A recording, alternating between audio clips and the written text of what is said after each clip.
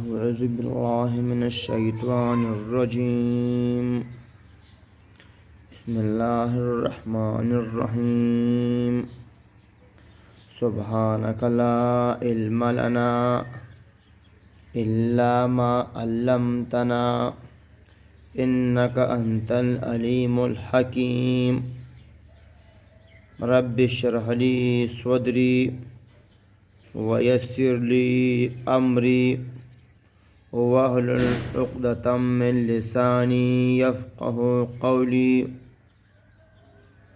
نن زمن د بیان موضوع ده خاوند با خپل خزله د استوګنې ځای خپلې خوا کې ورکوي. په خاوند باندې د ښځې د حقوقو نه دا حق دی چې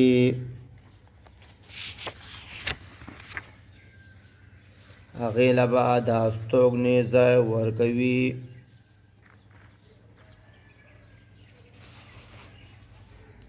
نو څنګه چې د ښځې په خپل خاوند باندې حق دی چې هغې له به د استوګنې ځای ورکوي، نو دغه شان ښځه به د خپل خاوند سره په هغه کور کې اوسیږي چې خاوند باندې به د هغې د مور او پلار په کور کې د اوسېدو زور نه کوي، مګر کچرې دواړه پرې راضي وي نو بیا پکې څه حرج نشته. الله تعالی په قرآن کریم کې په سورۃ طلاق آیات نمبر 6 کې فرمایي: اسکنوهن من حیث سکنتم من وجدکم. اوسوئ دوی لره په هغه ځای کې چې تاسو پکې اوسیږئ د طاقت ستاسو نه. د دې آیات نه درې مسلې معلومې شوې. نمبر 1: اوله، ښځې ته به خاوند د استوګنې ځای ورکوي. دا د ښځې په خاوند باندې حق دی. او دویمه دا چې ښځه به خاوند سره کور کې اوسیږي، هغه به په خاوند باندې زور نه کوي چې د دې د مور او پلار سره دی اوسي، ځکه چې آیات کې دا امر دی خاوند ته چې دا به د ځان سره اوسوي، یعنې اوسیږي به.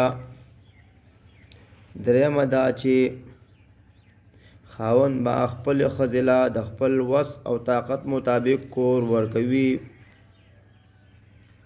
او دا ښځه به ترې د هغې د وس نه زیاته مطالبه او غوښتنه نه کوي. لہذا دا آیات د ورپسې د حق دپاره هم دلیل شو. بل دلیل دا دی موسی علیه السلام چې کله د شعیب علیه السلام سره خپله کړې وعده پوره کړه، نو خپله بیبي د حضرت شعیب علیه السلام لور ځان سره خپل کور ته را روانه کړه، چې دغې واقعې تفصیل په سورۃ طه او سورۃ قصص کې موجود دی. بل دا چې نبی صلی الله علیه وسلم هم خپلې ټولې بیبیانې خپل کور ته راوستې وې.